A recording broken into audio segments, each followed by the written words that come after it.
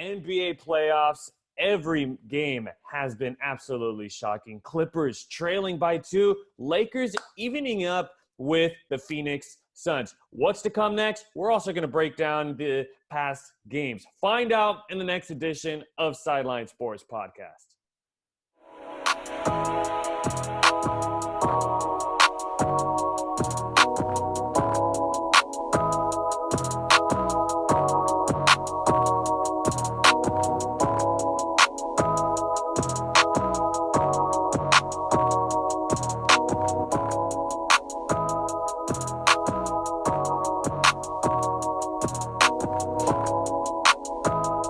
Welcome to Sideline Sports Podcast. If you're not on the sideline, it's not Sideline Sports Podcast. Always my favorite time of the week, the middle of the week. It's Wednesday, and we've got another edition of Sideline Sports Podcast for each and every one of you guys. I am the host, Alex Naveja, where if you're not on the sideline, it's not Sideline Sports Podcast, the source of your SoCal sports news. And man, we've got a lot of NBA action to talk about. But first, let me introduce the boys. Over on my left side, he is the soccer insider, but don't sleep on him. Also knows a whole lot about the SoCal basketball scene. He goes by Jose Duran. And also in the bottom of the screen, that is Mark Vargas, NCAA football, NFL, also combat sports, and an NBA insider, Mark Vargas. First, Jose, how are you doing today? And then always good to see you, man. Same. Good to see you. Good to be with you, Mark. Good to be with all of us together finally here and recording our first podcast. But more excitedly, excited to talk about Clipper basketball, Laker basketball, NBA playoffs. This time of the year, things are gearing up. There's a game every day, every hour, it seems like. So excited to talk to you boys about what happened this past weekend and what's to come. What about you, Mark? How's it going, man? It was just last week that I saw you. Yeah, man. I was looking forward to a great play-in, to a great playoff weekend, and I don't think it disappointed one bit. Like Jose said, there's basketball every day. There's sports every day in SoCal. So you guys are at the place to be. If you want your SoCal sports, you know where to go, man. Absolutely. Before you guys even finish up watching this episode, make sure to hit the subscribe button down below and also comment down any questions that you guys may have on any of your favorite SoCal sports. We will make sure to get back to you guys, and make sure to follow us on all of our social media platforms. That is at One Sideline Sports on Instagram, on Facebook, on Twitter. You guys name it. We're always active and ready to answer any of the questions that you guys may have.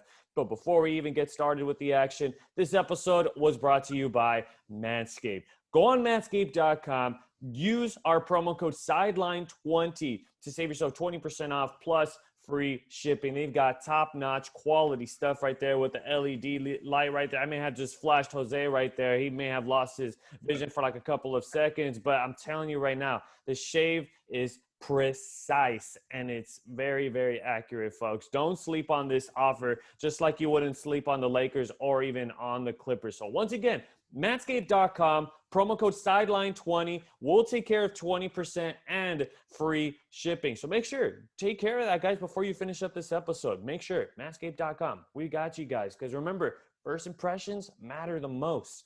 So let's go ahead and go straight to the business. Let's talk about the Clippers. The Clippers going into this one with that third seed. And you know what? This is a Clippers team that for the first year with Tyronn Lue being the head coach and the whole entire new coaching staff, I had a lot of faith and I had a lot of confidence in this Clippers team. And they were playing some top-notch basketball, if you ask me. And I love the style that they're playing. Passing the ball around, everybody touches the ball. We're not going to shoot early in the shot clock. We're going to eat up the time. And once we get an open look, we're going to take it up. But you know what? Clippers right now, they're down in the series. And that's something that none of us were expecting this one. Down against the Dallas Mavericks. And the Mavericks, they're putting in work in this series. So first of all, Mark, what have been your thoughts of this series for the Clippers so far?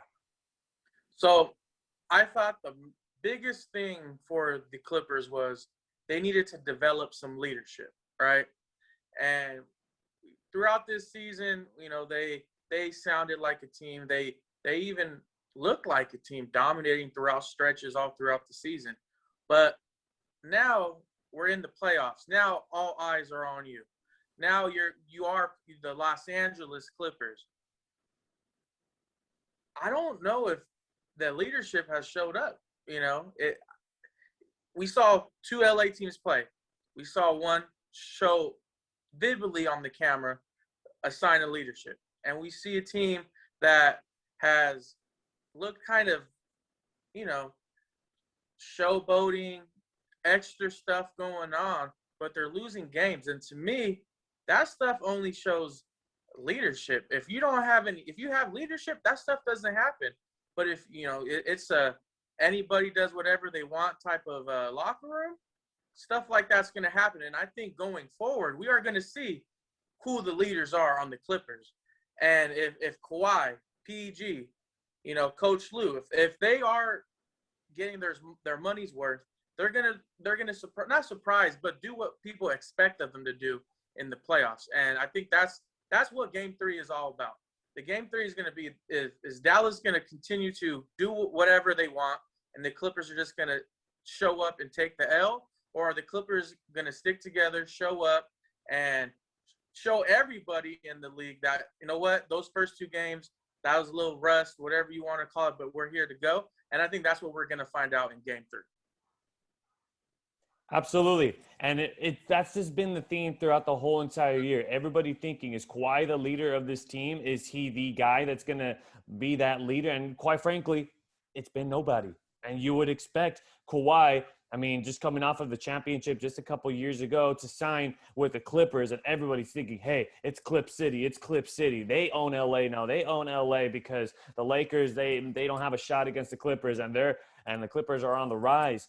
But that's a huge question mark. It all started with the Montrezl Harrell beef that happened last year with PG-13. And now it's a big question mark.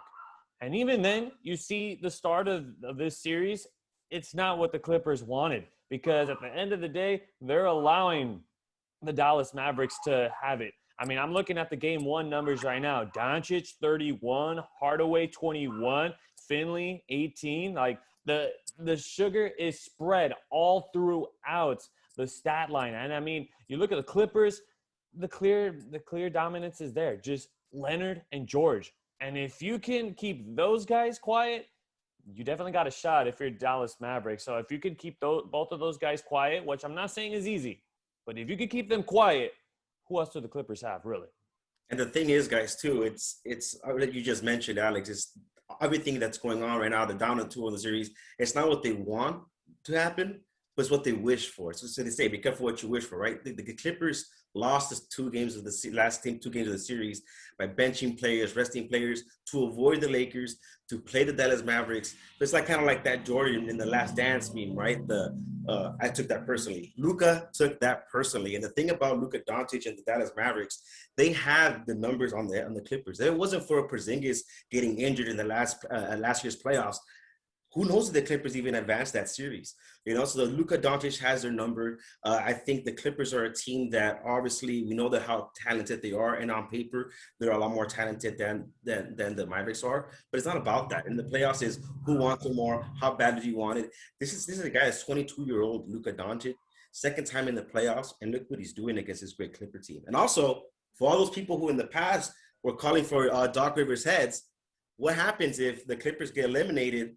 And now what? What the problem is? It wasn't with the coaching. It's the leadership that you all just mentioned, that it's not there for the LA Clippers. And be careful. You go down 3-0 in the series, and it's over. You got to go ahead and win one of these 2 games, if not the first one. Because if you go down 3-0, it's all completely over in my eyes. But it's obviously the LA Clippers. They have Kawhi Leonard. They have Paul George. They have a really good, talented basketball team. But like you mentioned, the leadership's not there. I think Luka and Dallas have the number based on what we've seen so far. But it all comes down to Game 3, guys. Yeah, and I think the key for me, the X factor of Game 3 is going to be a player that the other LA team loved last year in the playoffs, and that's Rajon Rondo. If he has a big Game 3, and this is the thing that I think Coach Lou and Kawhi being there played against him, and very big moments throughout the career or, coached against him, right? They know what he brings to the table. And in a moment where you need somebody to, other than Kawhi, other than PG, to step up, have a big game, who's not the perfect person to do it but Rajon Rondo? And it's maybe he's not going to score 30 or he's going to, lock down Luka. We all know that's not going to happen. But if he can make sure that players are in the right position at the right time, they lost by 6 points and they lost by 10 points, right? But you didn't get blown out. You didn't get embarrassed. You lost to Luka and a very good shooting team. That's not a good shooting team, right? So I think everything comes down to leadership, but just be there. Be there mentally, be there physically, be there. Be who LA wants you to be. Everybody, roasts on the Clippers, but at the same time, they're from LA. We like to see, Kawhi, a homegrown boy, and same with PG, a homegrown boy. They are better performers, and I think it's going to come down to all three of them. And who knows? Who knows what goes on Friday, but it's going to be special. I couldn't have agreed more, boys. I mean, we're looking at it right now. That game 2, heartbreaker, that was the closest one for the Clippers. But again, you know what it was? The Dallas Mavericks have more guys. They've got more guys that can threat here. Again, I'm looking at the game 2 numbers. 39 points for Doncic, going from 31 to 39. Maybe we could even see that number go even higher for Doncic and just continuing to just dominate there. Then they finally put Porzingis and allowing him to score. Goes off with 20. Hardaway going with 28 and 13 points to Kleber. That's 4 guys scoring double digits. And we were talking about it earlier. Kawhi, the homegrown guy, he dishes in 41. 14 for 21, 4 for 7 behind the arc. Then you have Paul George, 28. The only guy that's close by to those guys that even comes close, 15 points by Reggie Jackson. And if you ask me, my prediction for Game 3 is, hey, you need to get some more guys involved. You need more guys. You need to maybe get Morris involved in it more. Zubac needs to dominate more in the paint, needs to get more boards and keep Dallas, keep them quieter. Don't give them as many opportunities. You got to just play fundamental basketball, collect the boards, don't allow any second chance opportunities, and really try to get as many guys involved as possible. I mean, it's clear as day. Everybody knows it's either going to be Kawhi or it's going to be PG. Get other guys involved. If you guys can't get anybody involved, it's a wrap. All you got to do, keep those 2 quiet, and that's it. That's how the Dallas Mavericks will win. Which is why a player like Lou Williams was such an important part of the LA Clippers team. He could create his own shot, go in there and get as many points as he wanted. You lose him, you lose Montrez. Those are 2 key players who are not only going to be giving you their talent on the court, but also off the court. We've been talking about leadership and that kind of stuff. I don't think there's any other leadership that we see on the court like Montrez and the excitement that he shows. And there's Lou Williams, just the experience that he brings off the bench. So those 2 players also missing we're not seeing the same excitement, the same type of Clipper basketball that we would be used to seeing in the past. And it's hurting them. And it's obviously clear by them being down in the series. Absolutely. And you know what? I want to see some more action from Pat Beverly. That guy is disgusting. That guy is filthy on the defensive end. That guy can shoot threes. A lot of these guys on the Clippers team, they really could shoot the 3 ball, and they shoot really well. I want to see more action as well from Batum. And just, they have a solid squad. They've got some great guys that could get the job done. But ultimately, they're just really allowing these superstars to get the work done. And it's really been hard for the Clippers. So at the end of the day, I think we can all agree there needs to be some more involvement from everybody else on the team if they really want to hang on to this playoff hopes, because I'm just going to put it out there right now.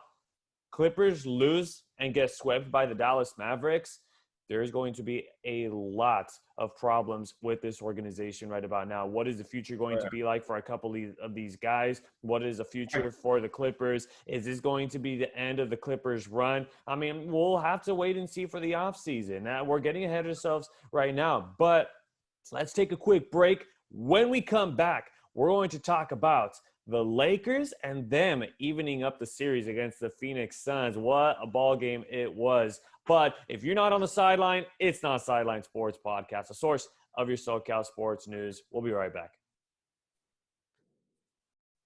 Hey, what's going on, all Sideline Sports Podcasting fans? This is Alex Naveja. Alongside me is Jose Duran, and in the bottom screen is Mark Vargas. We are just around the corner from 300 subscribers, and we would like your help to reach that goal. And we'll go ahead and hand it off over to Mark to describe to you what the rules are for this little game we would like to play. All right, guys. So we're right, Alex. So we're right around 300 subscribers. So I need you guys to repost this picture right here and make sure you guys use the hashtag Sideline300 and tag 2 friends. So once again, rules are you have to post it and you have to use hashtag Sideline300 and tag 2 friends in it. And once we see all on you, make sure you post on every social media account. All right, so, Twitter, Facebook, Instagram, Snapchat, whatever you got, post it, and we will find it. Yeah, we will find you, and we will award you with a top secret prize, like Mark just mentioned. But guys, don't forget to follow us on our social media platforms so you can go ahead and be eligible for the prize. And like Mark said, hashtag Sideline300 for your eligibility to get that prize. Post the image and see if you're the lucky winner. Good luck to each and every one of you guys. And if you're not on the sideline, it's not a Sideline Sports Podcast. And we welcome you all back to second half action of Sideline Sports Podcast. Once again, I am the host, Alex Naveja, where if you're not on the sideline, it's not Sideline Sports Podcast, a source of your SoCal sports news. And first half, we were talking about the Clippers and them hanging on by a thread and how important it is to win game 3. A little bit of an obvious there, but how are they going to win game number 3? And what does it take to win that one? But on my left-hand side now is Mark Vargas, NCAA football, NFL, combat sport, and NBA insider. And on my bottom side over here is Jose Duran. He covers all soccer, but again, don't sleep on Jose because he also knows a great deal about other SoCal sports. But before we talk about what's to come for the Lake Show, this episode of Sideline Sports Podcast was brought to you by Manscaped. Just make sure to go on manscaped.com, use our promo code Sideline20 to get yourself 20% off plus free shipping on any of the products that they have going on there. And of course, first impressions matter the most. So of course, always got to look sharp on a 24/7 basis. But let's talk about the business, boys. The Lakers were able to tie up the series. Sunday's game was a game that definitely went Phoenix's way. Just everything went well. To keep LeBron and AD very quiet, that is a big-time achievement if you ask me. To keep both of them very quiet, scoring less than 20 points that game, you're definitely going to win that one. And I have to say, the reason why the Suns were able to win was because look at what Devin Booker did that game. I mean, it was his very first playoff game, and he went mammoth. That guy scored 34 points in his NBA playoff debut, and the guy right next to him, DeAndre Ayton, and that big fella went to work, went off and made a great debut for himself as well. A double-double, 21 points with 16 boards. You know what that tells me? He absolutely big-manned the Lakers' big man, Anthony Davis. We'll go ahead and start off with Jose this time around. Jose, what did you think about first game 1 of the Lakers? Game 1, obviously disappointed. You know, we obviously want to see the Lakers win. You want to see them start off good. Game 1, kind of like LeBron says as well, it's a field game. Got to see how the series is going. And look, Phoenix did what they had to do. They took care of home court, at least for that first game, and they did what they had to do. They had, like you mentioned, a solid Devin Booker, but even more solid Chris Paul. And it's kind of something that we didn't see so much in game 2, which was the Lakers were so more effective, is that I guess we'll touch on this point as well, is the Phoenix Suns are only going to go as far as Chris Paul does. If he is healthy, if he is as good as we know he can be, they're going to make it into a series. If not, this is it. That's it. And then I'm not exactly sure, depending how the injury is, how severe he is. I'm assuming he's going to play in Game 3. But if he's not 100%, we saw it last night, guys. He wasn't 100%. It wasn't the same Chris Paul. And the Lakers did what they had to do. They had to come out and show what kind of a dominant force they are, but mostly Anthony Davis, right? Everybody gave him a lot for that disappointing Game 1, and he comes back Game 2 and just manhandles and takes over that game. But most importantly, the Lakers, I don't think there's a team in the Western Conference and in the NBA as a whole that could beat them in a 4-game series. That's the most important thing. Who could beat the Lakers in a 4-game series? I don't think this Phoenix team has what it takes, even with a healthy Chris Paul, I may add. So I think the Lakers, they're getting it together. Obviously, at the end of the season, they got their players back. It wasn't a full squad to end the regular season, so they're getting a feel for it themselves.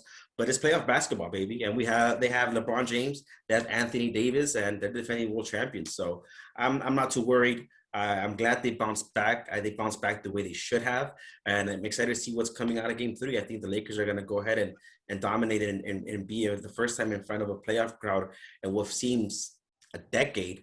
But after last year's, the playoff run, obviously no fans there. So I'm excited to see how Staples is going to be routing. It's going to be a good game. But, the Lakers came on top, and that's the most important thing.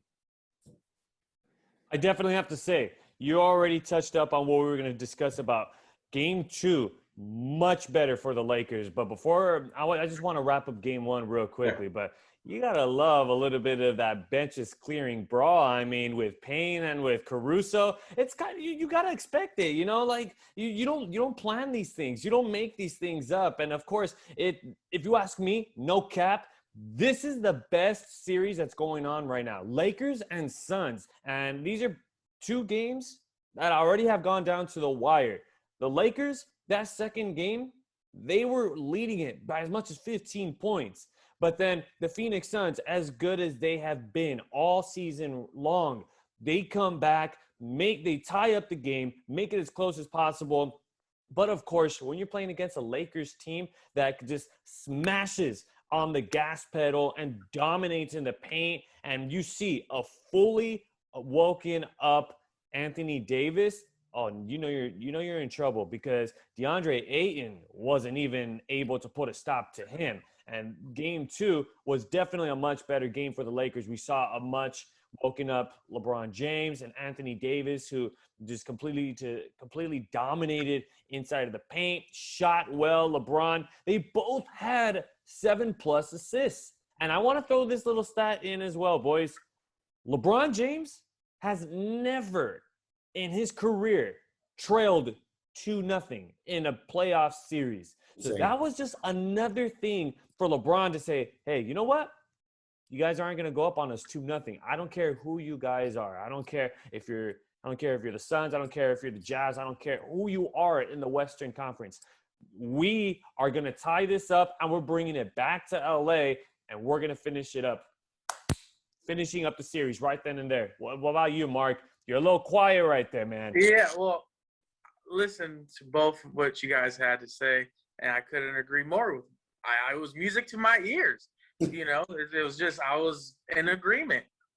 So let's rewind a little bit. Let's touch on what you said. Fourth quarter with about 6-7 minutes to go in the game. Something happened that I don't think any team in NBA, we'll say NBA history, you don't want to anger LeBron James.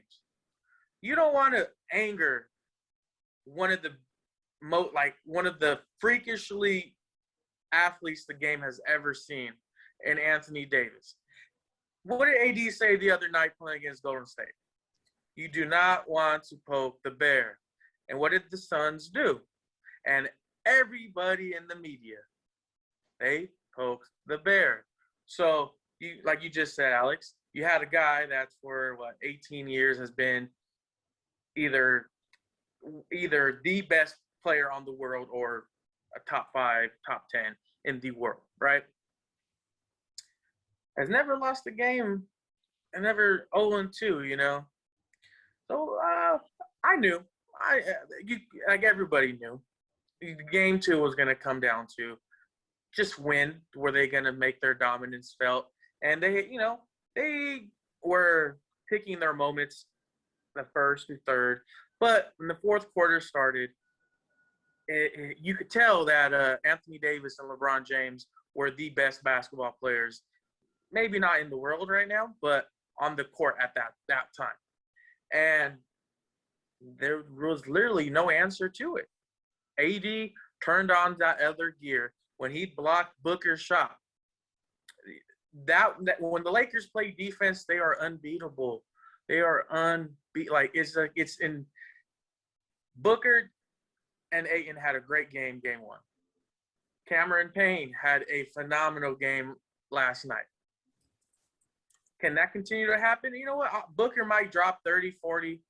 I don't think Ayton's going to continue to have the numbers that he's put up the last two games. Like, they're going to trickle down into where it's just going to be AD. And you know what? Outside LeBron and AD, we all know the rest of the playoffs is going to be LeBron, AD. What are they going to do? What numbers? What freakish stat line they put up? But when, you have guys stepping up that usually don't, and maybe you have gone missing in the past couple of weeks with Schroeder, with the whole COVID situation that he had going on, and then Drummond, who's been very since he's been on the Lakers. They had monster games last night, and you know what? Shooter said it best. He's coming in, he's getting back to 100%, and Drummond's finding his little role in the team, what he needs to do.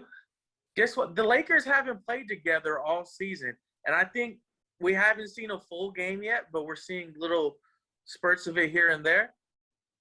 I don't have doubt anymore. There's no doubt in my mind that Lakers Game 3 is very important, because all this can just be me talking and what we're seeing if the Lakers go on and lose to the Suns. Because if that happens, anything could happen. But I expect the Lakers to go in Game 3 tomorrow and just dominate the game. I think AD, LeBron have just – I think they're even going to – they like the limelight. They like everything on them, and they're going to put up a great game, and it's going to be great for the Laker fans, and 2-1 going into this weekend. So, yeah, that's pretty much all I have to say. For this series, guys, and moving forward, I think as a whole, we talked about, how far the Suns are going to go. It's going to be depending on the health of Chris Paul moving forward. It's the same thing with the Lakers. There's a report out there saying that LeBron's playing on one leg. But, I mean, we're seeing the man playing the stuff that he can do and on one leg. But if LeBron's not 100%, do you guys think the Lakers have what it takes even to go and take it the whole way? Or is LeBron being on one leg just to have LeBron James and you're still going to go far away? What do y'all think? I think where I disagreed with you a little bit earlier about was how the Suns might be the toughest challenge for the Lakers. I think it's still going to come down to what happens with Dallas and the Clippers. I think if Dallas goes on and say Dallas sweeps the Clippers, right? That's a very dangerous team. That guy Luka is playing out of his mind right now. And if LeBron is on one leg, I don't think the Lakers lose in a 7-game series. I think Dallas can easily push the Lakers to 7 games. But I think the key factor in that is Lakers have been there, done that. LeBron has been in that big moment before. I mean, Caruso, last year's playoff run. AD has had, I don't know if he's had a Game 7, but the big buzzer beater shot he had last year. They've been in moments like that, and I think that's what gets them because that's the only other team. Denver, yeah, if they had Murray, but no. Portland can win a game or two against us, with just how crazy Lillard is. But other than that, there's no real challenge, I think, other than Dallas or the Clippers. If the Clippers come back from 0-2, watch out. That's a very scary team you don't want to see. If they find out, if they play like they're supposed to play, it's going to be a challenge. I've been listening to you boys, and I'm holding a lot in right now. And first of all, I kind of got to agree with Jose too, though. I really think Phoenix will be the biggest challenge for the Lakers, because Phoenix is a very well-balanced team. They got their big man, they got their setup player, they got their weapon, and all those guys ain't in their big guy. They have Chris Paul, who is their setup man, and then they have their weapon in Devin Booker. And they still have Cameron Payne, who is trying to be the next Chris Paul, since the original Chris Paul is on the bench. And you know what? That guy is down with the shoulder injury and everything. But, I mean, Cameron Payne had himself a ball game last night, and that guy hooped his heart out and was trying to keep the game as close as possible. For crying out loud, he tied it up. He brought this game as close as possible to keep up with the Lakers. And even then, we even saw Devin Booker in the final moments of the game getting on the free throw line and just lighting up the free throw line and just starting to dish up some of those free throw points and trying to keep up with the Lakers some way, somehow. But prediction time going into game 3, I'm going to go ahead and say Lakers are at home. They have the comfort of their home faithful. And I'm going to say Lakers are going to take it there at home. And I'm going to just come out with a bold prediction. Here it is, a wild one. Lakers will have a buzzer beater sometime in this series. Why? Because history repeats itself. With the Kobe buzzer beater years ago when he was rocking number 8, the formerly known as Ron Artest had a buzzer beater against the Phoenix Suns. Now we're going to talk about a buzzer beater going down now. So I'm just calling it right now. And the way I'm feeling it right now, buzzer beater coming down. I'm going to piggyback on top of that, and that's going to be game 5. I think the Lakers win the next 2 games in LA. They go back to Phoenix, and it's going to be, you're going to take everything that the Suns have to not get eliminated. And you know what? That might be the perfect opportunity. Just like Kobe did when he threw his arms up and ran by the Suns bench when he made his one of his all iconic shots on the Suns sideline right next to the bench, fade away, perfect. Like that's I can visualize it in my head. It might be AD, it might be LeBron, it might be somebody like KCP who hasn't had a good series this far, but showing up when we need him most. It's gonna be. And here's the thing, going back to everything, Chris Paul is not Chris Paul right now. He is, when he was on the court before he got injured, they were up by 8 points. So that team is dangerous. Without Chris Paul, I just don't see it. I don't think there's any Cameron Payne. I don't think he can continue to do that. But Booker, he is Mamba-like. He studied the game of Kobe Bryant. And I do think, don't be surprised he drops a 40, 50, 60-point game because he's somebody that can. There's not many people who can do that. He's one of them. And that's what it's going to take for them to have any chance of keeping these games close. So whatever is going to happen, this is going to be either complete dominance from LeBron and AD, or you're going to see a guy put everything he has and drop as many points and play some of the best basketball we get to see. So make sure you guys tune in, man. And just to circle in on what's going to happen, you know what? I just don't see the Suns doing it. I seen, the Lakers have Anthony Davis, LeBron James, just those two alone could win you, obviously, a basketball game, could win you a series, and have won you a championship. So the Lakers, the most important thing, just going back again and seeing how healthy LeBron is closing it out as soon as possible. That's the one thing about the Lakers, about them being in the play-in tournament and just jumping right into the playoffs. They didn't get the rest that they wanted like other teams did. So getting that rest is going to be crucial for the Lakers. So I think I agree with you both. They handle this series moving forward easily. I think they win the next 2 games. Kind of the way things play out and the way things go, I think I see the Lakers winning the next 2 home games, going into Phoenix, and then keeping a close game and then just closing it out in the last 2 minutes with a 10-point lead. So I see the Lakers winning the series. No Chris Paul, like you mentioned, Mark, the way he was playing that first game until he got injured. We would have seen that Phoenix team. I think this series goes 7 games. Now that we don't have that Chris Paul, I think the Lakers handle it easily, get the rest that they need, and then they go ahead and face either Portland and Denver. So I think, like we mentioned, we've all agreed the Lakers going to go ahead and handle the business they should.